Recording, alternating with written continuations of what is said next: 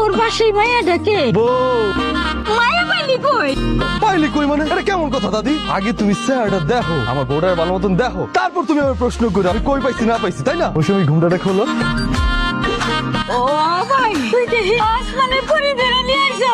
আচ্ছা আব্বা, আরে গ্রামের বাসে কি কয় তুই নাকি বিয়ে করে নিয়ে আসিস? এই আব্বা আসসালামু আলাইকুম আব্বা।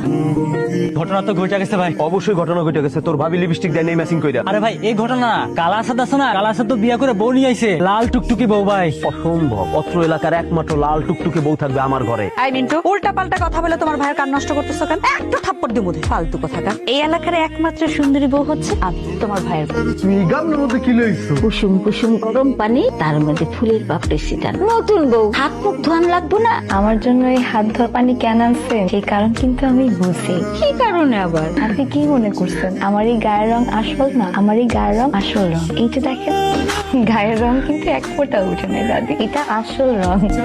এই বুড়ি, তুমি আমার বউরে কি মেকআপ সুন্দরী মনে করছো? আসাদ ভাই, ও আসাদ ভাই, বাড়িতে আছেন? হায় হায়, শান্ত ভাই, স্বপ্ন দেখতেছি না তোমায়, তুমি আমাকে বাড়িতে আইছো। শুনলাম তুমি নাকি একটা লাল টুকটুকে বউ বিয়ে করছো। হ ভাই। আব্বা আম্মা, মৌসুমীর খাওয়া হইলে তোমরা নিয়ে আসো। ভাই বসো বসো। তোর বেটা তুই চেয়ারটা সরাই ফেলাইছিস। আমিও প্রথম দেখা অজ্ঞান হয়ে গেছিলাম, এখনো সেই ঘোর কাটে নাই। আচ্ছা এটা তুই কি করলি ভাই? এটা কারে বিয়ে করে আনলেন আপনি? এটা তো মাইয়া না, এটা তো সাক্ষাৎ পরি। তুই যা, তোর যেন আর চেয়ারম্যান বাড়িতে আমি না দেখি। যা তুই যা। আরে পাগলের মতো এসব কি কইতেছো তুমি? আসাদের বউ সুন্দরী, তা আমার দোষ কি? তোর দোষ, তুই হাইরা গেছো। এতদিন তুই রূপে গুণে তুই ছিলি বেস্ট, এখন আসাদে কাইল্লা আসাদের বউ বেস্ট, তুই ওর নখেরও যোগ্য না। তুই বাইরে বাইরে বাইরে, আমি তোর দেখতে চাই না, বাইরে।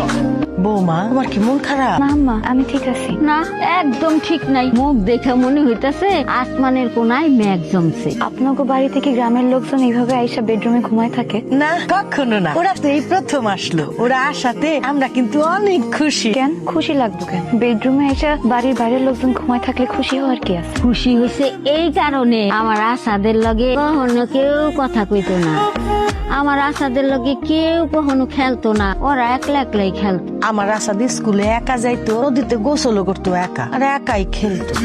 কেন ওনার গায়ের রং কালো বইলা? এই যে চা। দাও দাও, তুমি ভাবি এত লজ্জা পাওয়ার কিছু নাই, ভাবতে পারেন আমরা এই বাড়িরই পোলা। ভাবি এত সুন্দর, ভাবির হাতের সাজানি কত স্বাদ, আহ কি মজা। তা তো খাইতেছি না, মনে হইতাছে অমৃত সুজা খাইতেছি। একটু চিনি লাগবো? যাও, মৌসুমী একটু চিনি লেও। এটা কোনো কাজ করলি? এই রাত্রেবেলা ভাবিরে কষ্ট করাইলি, চিনিটা তুই আনতে পারতি না? আমার বন্ধুগুলো মাস্টারি কথা কিছু মনে করো না। এটাকে দুষ্টামি বলো না, এটাকে বিরক্ত করা বলো। এগুলো কি করো? আমি